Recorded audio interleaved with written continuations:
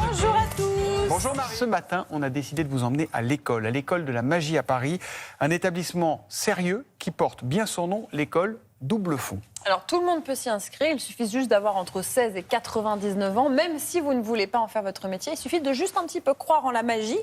Nous sommes allés à la rencontre de ces apprentis Harry Potter. Voilà le reportage d'Olivier Delarue. Abracadabra. Alors, donc on va travailler un truc avec une corde. Ouais, ambiance. Avec la corde, ce qui est le plus difficile, c'est de savoir faire un nœud.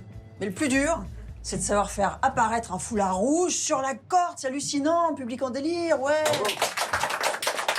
On peut faire de la magie, enfin, comme on peut faire de la musique à l'école, etc., etc. Et donc, pour l'employabilité, c'est juste génial. Parce que maintenant, par exemple, les mairies, les hôpitaux, ils n'engagent pas quelqu'un comme ça, ils connaissent ou ils connaissent pas. Il faut un diplôme pour pouvoir, enfin, une certification professionnelle pour pouvoir être engagé dans ce genre de lieu.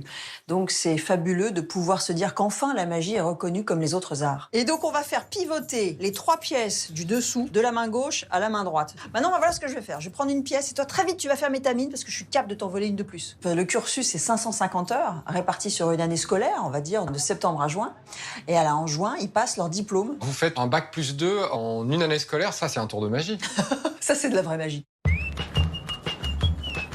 Vous venez d'où? J'habite près de Strasbourg. Moi, je viens de Bretagne. Moi, je viens du monde artistique, je suis musicien depuis une vingtaine d'années. Vous avez quel âge? J'ai 16 ans. Donc, j'ai 18 ans. Et je sors d'un bac pro dans l'hôtellerie-restauration. Et depuis tout petit, je fais de la magie. C'est une passion pour moi, vraiment. Tanguy, est-ce que tu veux un tour flash? Vas-y. Tu fais pas un tour de cartes? On commence la magie, on est un peu seul chez nous, et puis on n'a pas vraiment de gens à qui partager vraiment cette passion-là, quoi. Super. Voilà.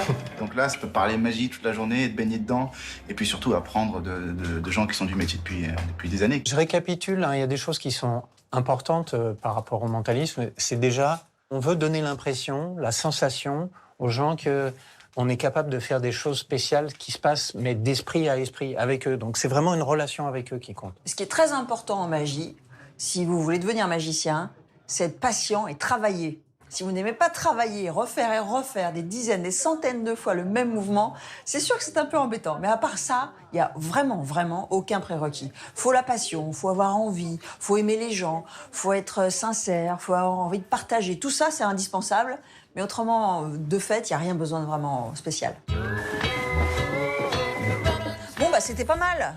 Donc, la magie, ça connecte à l'être humain, aux besoins fondamentaux qu'on a en tant qu'être humain, c'est à créer du lien, à être ensemble, à faire des rassemblements où on vit ensemble l'émerveillement.